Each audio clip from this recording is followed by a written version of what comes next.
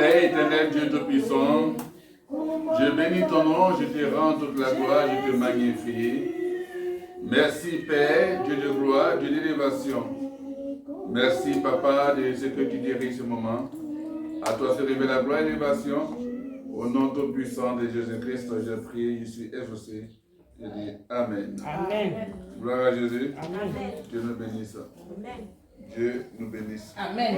Dieu nous bénisse. Amen. Alléluia. Et la gloire du Seigneur visite. Et que la puissance de Dieu soit bien sûr partagée par tous. Amen. Alléluia. Que Dieu bénisse. Bénisse encore l'ensemble, bien sûr, de ceux qui nous suivent sur les différentes pages. Et que Dieu bénisse bien sûr tous nos fils spirituels, les bienfaiteurs de ce ministère. Et que Dieu bénisse le peuple que vous êtes. Alléluia. Amen. Gloire à Jésus. Alors, on va prendre nos Bibles. On va aller dans le livre de Jean, chapitre 3, verset 16. Gloire à Jésus. Amen. Qui a une fois entendu ce passage, ce verset? La plupart des chrétiens ont entendu ce passage, ce verset. Je crois que c'est qui est à la base de la conversion de beaucoup de chrétiens. Alléluia. Voilà. Jean 3, chapitre 16. La version du second Bible Esprit et Vie.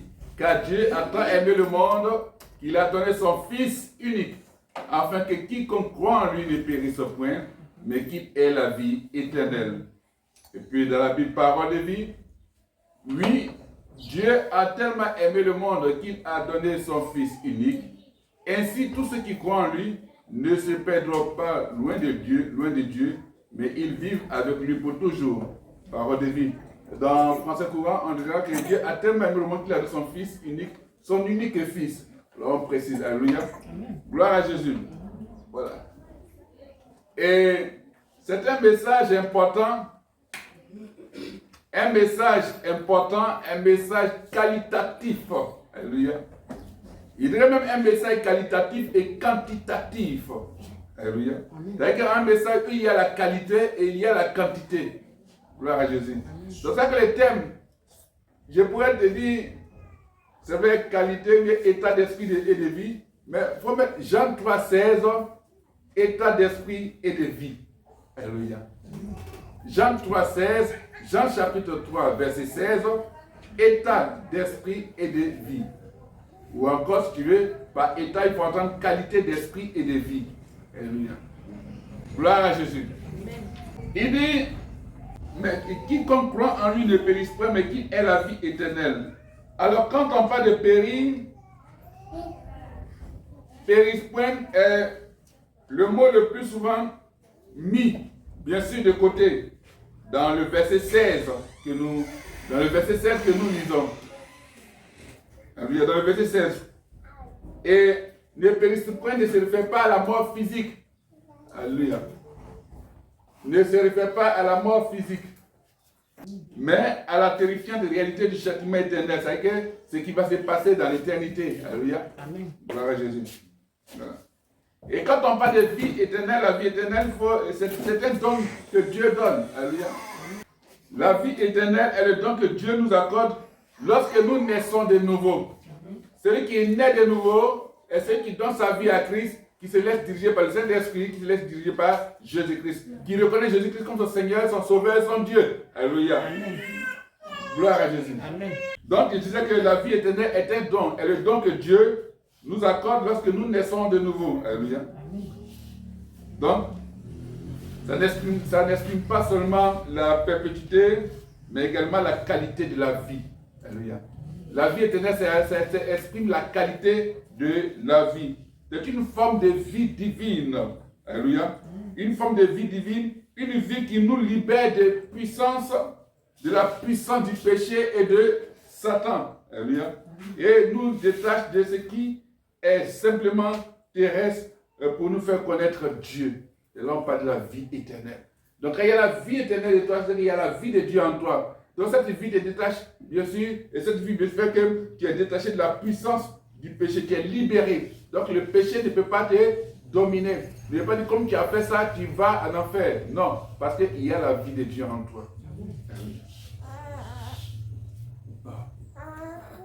Pourquoi on va parler de ce passage? Pourquoi ce thème? Pourquoi cette parole? Pourquoi encore, je dirais, ce renouvellement de la parole de Dieu? Tout est parti d'une illustration simple, c'est-à-dire d'une image simple. Alléluia.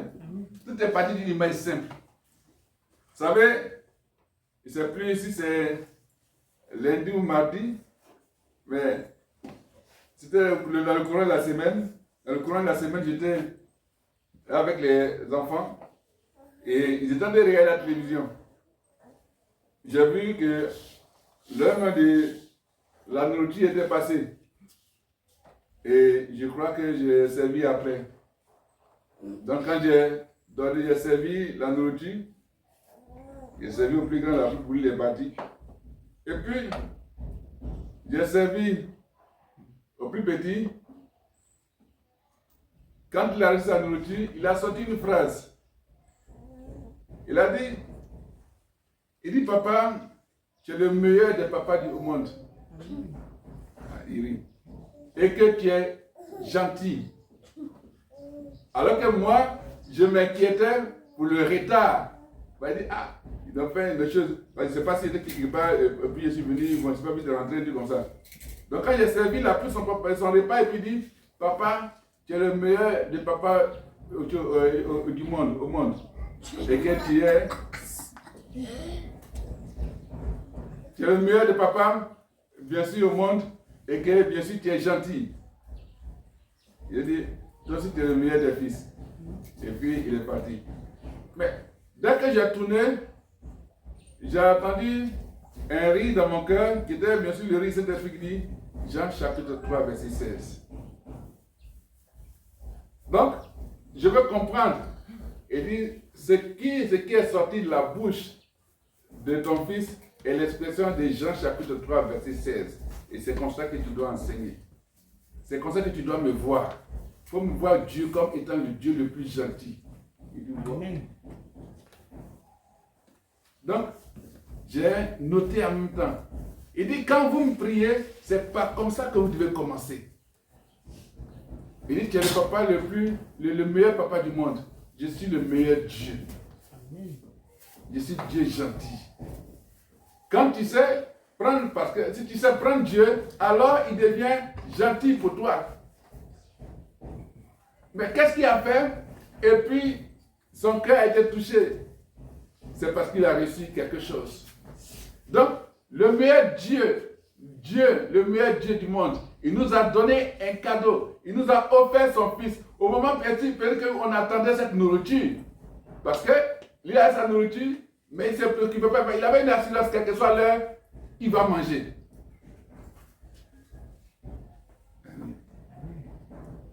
Donc c'est à ce moment que le Saint-Esprit ouvre mon esprit et me dit, c'est ça qu'on devait dire à Dieu. C'est ça, Jean chapitre 3, verset 16. Ouais, Dieu a des images pour nous faire vivre sa parole. Si cette parole crée la joie dans le cœur d'un père, imagine-toi en train de dire, de reconnaître bien sûr la gentillesse, la grandeur de Dieu. Regarde ce que ça fait bien sûr dans le royaume des cieux. Regarde ce que ça fait dans le ciel. Regarde comment est-ce que le cœur de Dieu est réjoui. Et il dit, un pareil enfant qui te dit ça, est-ce que tu vas exercer un droit bien sûr de méchanceté? Tu vas punir cet enfant, même s'il a déconné un jour? Donc c'est l'expression. C'est Dieu qui t'a vu comme le meilleur enfant. Il t'a vu comme sa meilleure créature. Il t'a donné son cadeau. Toi, en retour, qu'est-ce que tu dis? Il dit, quiconque croit. Alléluia. Il dit, quiconque croit. Donc, ce verset révèle le cœur et le dessein, le projet, le but de Dieu. Alléluia. Amen. Jean chapitre 3, 16 montre, révèle le cœur et le projet, le but, le dessein de Dieu. Parce que si le Seigneur m'a révélé cela, si le Saint-Esprit a ouvert mon esprit, si une simple déclaration, une simple parole de remerciement, c'est-à-dire que d'habitude, il dit merci. Mais pourquoi ce jour-là? Et ce n'est pas la première fois qu'il répète ça. Mais c'est juste spécialement, le Seigneur a attiré mon attention sur cette manière. Alléluia. Il y a des fois, tu peux dire au Seigneur qu'il est bon, il est merveilleux. Et puis, tu peux ne pas avoir de réaction. Mais il y a des jours quand tu dis, le cœur de Dieu est réjoui. Alléluia. Donc, l'amour de Dieu est suffisamment grand pour englober. Donc, l'amour de Dieu est suffisamment grand pour réunir tous les hommes, c'est-à-dire le monde. Donc, c'est-à-dire que, par le cas, Dieu a tant aimé le monde qu'il a donné son Fils unique, afin que quiconque croit, c'est-à-dire la personne qui croit, celui qui croit que Dieu est meilleur, celui qui croit que Dieu est le vrai Dieu, celui qui croit que Jésus-Christ est le véritable cadeau que Dieu a donné, celui qui croit que Jésus-Christ est Seigneur, Sauveur, et bien sûr celui-là qui va libérer l'humanité, qui lave des péchés, celui-là véritablement, bien sûr, réjouit le cœur de Dieu. Donc celui-là est le quiconque là. Ce n'est pas celui qui s'assoit à l'église. Non, celui dont le cœur est ouvert, tourné vers le Seigneur. Tu viens à l'église, dans la présence de Dieu, et que ton cœur soit tourné vers le Seigneur. Donc, n'importe qui, celui qui croit au Seigneur, peut s'élever et venir dans la maison de Dieu parce que la personne veut vraiment vivre cette expérience de vie nouvelle. Être né de nouveau, c'est ça. Alléluia. Gloire à Jésus. Sur la croix, Dieu a donné son Fils comme offrande pour le péché. Amen. Amen. Amen. Donc, sur la croix, Dieu a donné son Fils, et son unique Fils. Amen. Comme offrande pour ton péché, offrande pour mon péché, offrande pour le péché du monde. Il suffit seulement à toi de croire. Parce que si tu crois en ce moment, tu vois, bien sûr, la gloire de Dieu se manifester dans ta vie. Parce que, bien sûr, Jean chapitre 3 est un état d'esprit, est un état de vie, est une qualité que tu dois, bien sûr, démontrer. Amen. Ce n'est pas seulement une récitation. Non. Gloire à Jésus. C'est ça la puissance de Dieu. Et comme le Seigneur dit qu'on ne périt point, parce que bien sûr, on croit à l'offrande, on croit à ce qu'il a fait pour nous, alors la puissance là de l'ennemi est brisée. Alléluia. C'est pour cela que le jeudi, il y a la rencontre. Mais jeudi, ce sera de 20h à 22h, si vous pensez à 19h, mais de 20h à 22h30, on va briser l'arc, bien sûr, de toute puissance des ténèbres. Amen. Donc, invite. C'est lui que tu dois équiper, inviter. Vous pouvez commencer votre réunion habituelle. Voilà, merci pour moi, arrive. Je prends. Gloire à Jésus. Alléluia. Car Dieu a tant aimé le monde. Oui, Dieu a tellement aimé le monde qu'il a donné son Fils unique. Là, il confirme. Oui, Dieu a tellement aimé le monde. Parce que si Dieu n'avait pas aimé le monde, il n'allait pas donner son Fils unique. Ainsi, tous ceux qui croient en lui ne se perdront pas loin de Dieu. Alléluia. Donc, si tu crois en Jésus, tu ne te perds pas loin de Dieu. Se perdre loin de Dieu veut dire quoi? Se perdre loin de Dieu,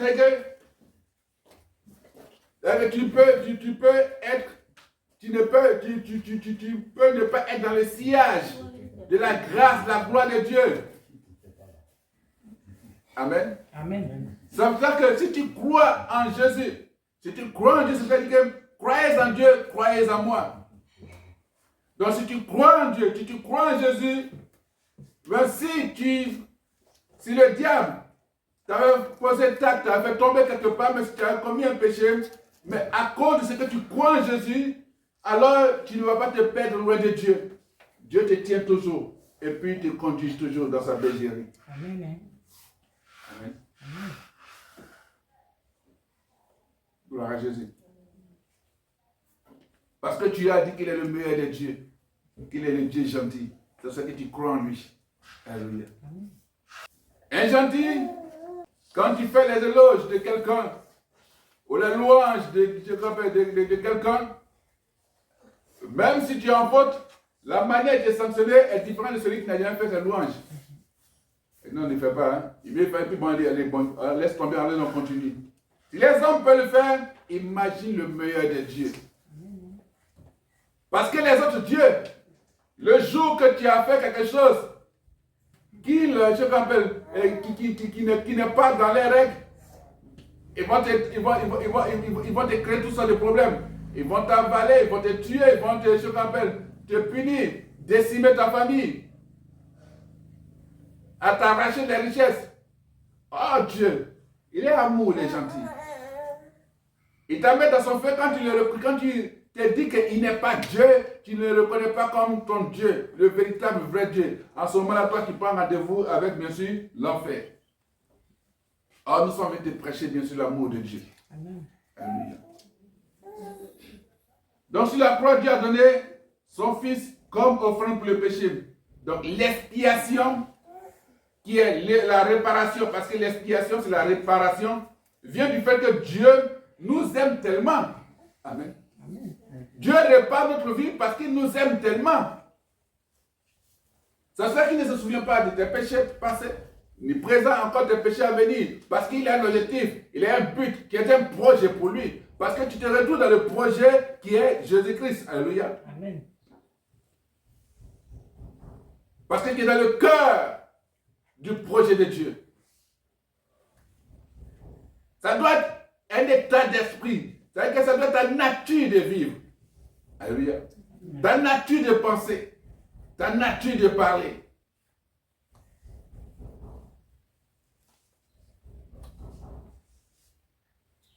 Ce n'est pas une chose qu'on lui a imposée. Amen. On n'a pas imposé à Dieu de pouvoir réparer, de pouvoir expier, bien sûr, nos péchés. Non, on ne lui a pas imposé ça. Ça vient de lui. Alléluia. C'est son amour. On ne lui a pas imposé. Il faut nous aimer forcément. Non. C'est lui, vu tout ce qui se passe, il a exprimé son amour vis-à-vis des hommes. Il a envoyé son Fils unique. En d'autres termes, il est venu en tant que Dieu sur terre. Il est venu, il a pris la forme de Fils. Parce que comme est-ce que la naissance, bien sûr, d'homme, il y a la création et après la naissance. Donc il a créé Adam et Ève. Et puis maintenant, Adam et Ève, bien sûr, sont exprimés, on fait vivre la naissance, la procréation. Et c'était le processus de l'homme. Donc pour qu'un homme puisse croire, bien sûr, que Dieu est puissant, alors il faut que, bien sûr, Dieu vienne en termes, bien sûr, de naissance d'homme, pour que l'homme puisse comprendre l'intelligence. Mais sauf que, bien sûr, l'homme se réfère à une intelligence qui est artificielle. C'est-à-dire que dans l'intelligence artificielle, tu peux pouvoir créer, bien sûr, ta vie au paradis. Ça, c'est l'intelligence artificielle qui te fait croire que tu vis une vie au paradis. Mais il faut mourir vrai, et puis tu vas voir ce que tu as fait, cette intelligence artificielle, tu vas vivre ça là-bas. Parce que c'est ça. Si tu crées un paradis artificiel,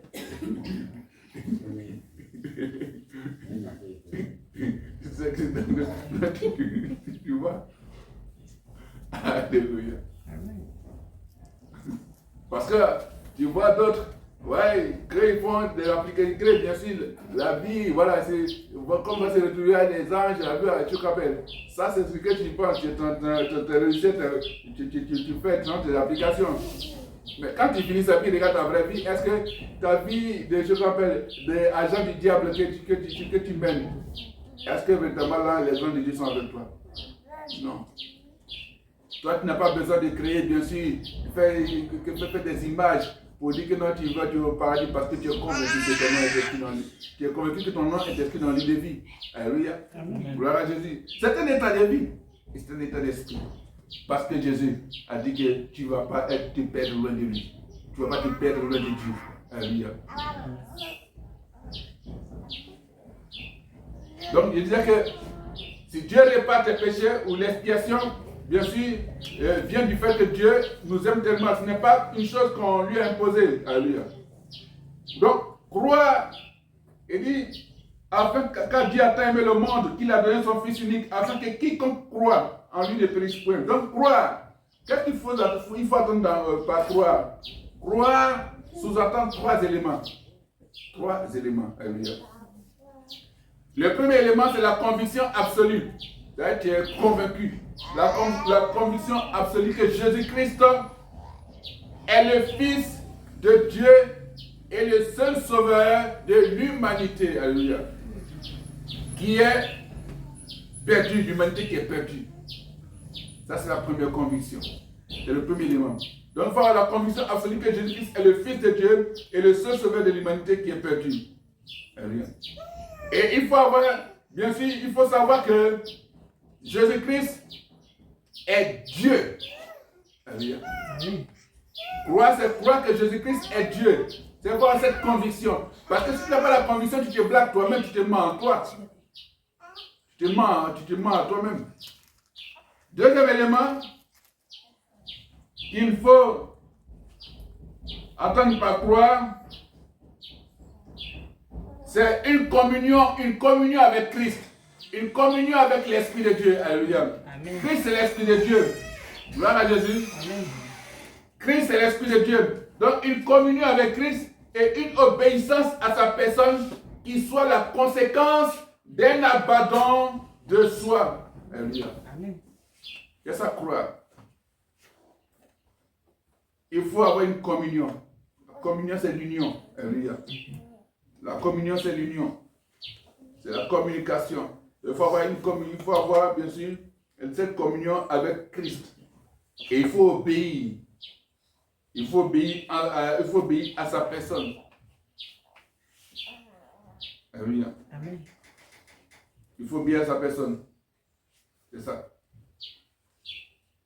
Donc c'est pour ça qu'il dit que deuxième élément qu'il faut noter, c'est une communion avec Christ et une obéissance à sa personne qui soit la conséquence d'un abandon de soi. C'est-à-dire que tu t'es abandonné toi-même. Tu vis pour Dieu.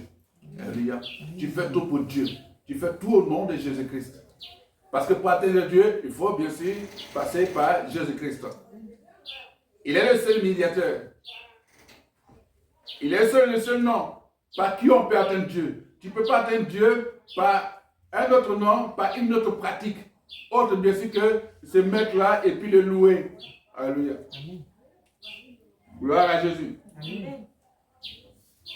Le troisième élément qu'il faut noter, il faut une confiance totale et avoir une communion, c'est-à-dire avoir un accord profond. Il faut avoir une sympathie ou bien un intérêt avec Dieu. Alléluia. Il faut avoir un intérêt avec Dieu dans le ciel et qu'il est capable de le faire. Amen. Il faut te dire que Dieu est capable de le faire. C'est une confiance totale. En quelque sorte, c'est cette grande foi qui dit à ce sycomore, déracine-toi. Alléluia. C'est cette grande foi qui dit à cette plante, et bien sûr, jette-toi, loin de moi. Qui a cette grande foi, a cette grande confiance à Dieu, confiance totale pour dire à cette situation, va loin de moi, au nom de Jésus-Christ. Gloire à Jésus.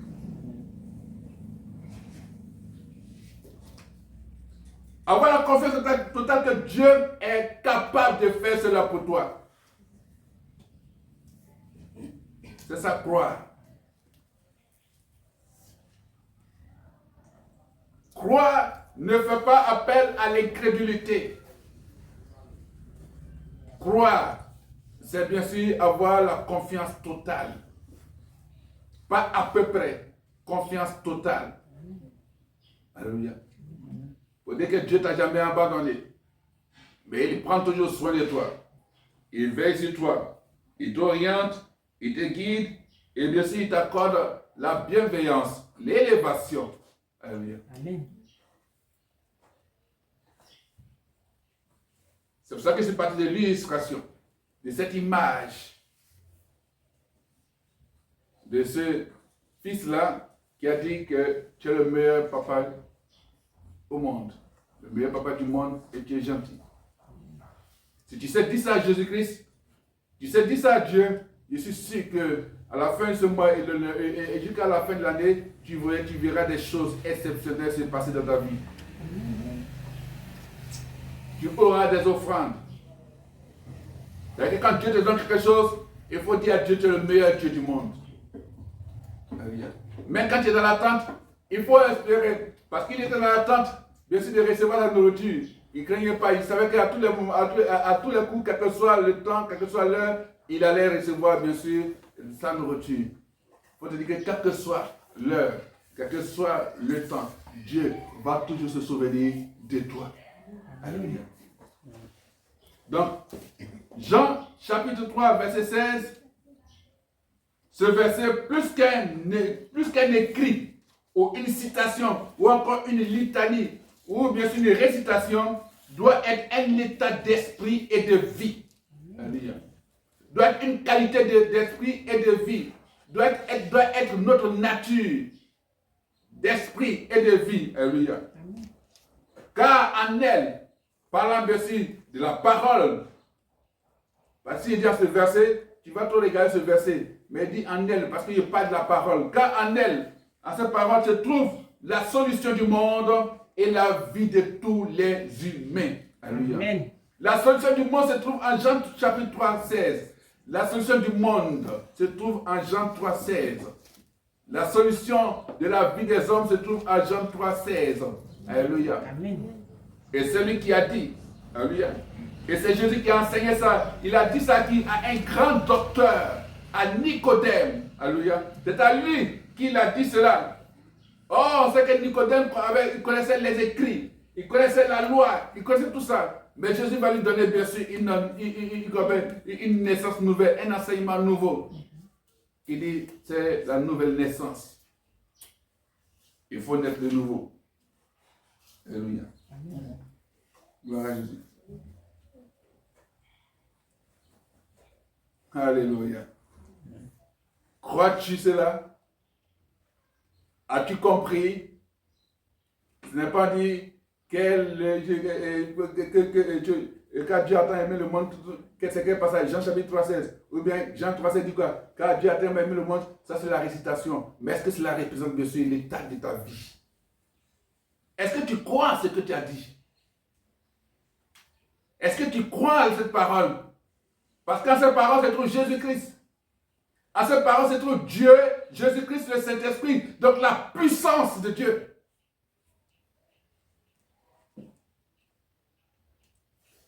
Tu ne vas pas périr. Amen. Tu verras des bonnes choses.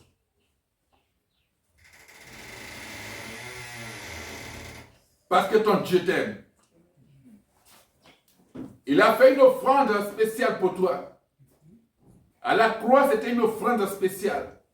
Et quand il a fini l'offrande, alors, bien sûr, l'offrande a été agréée. L'offrande a été acceptée, sauf là qu'il y a eu la résurrection.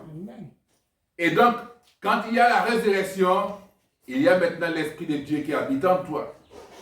C'est cela que quand l'Esprit de Dieu habite en toi, c'est que Dieu fait que tu ne te perds pas loin de lui, à travers son esprit.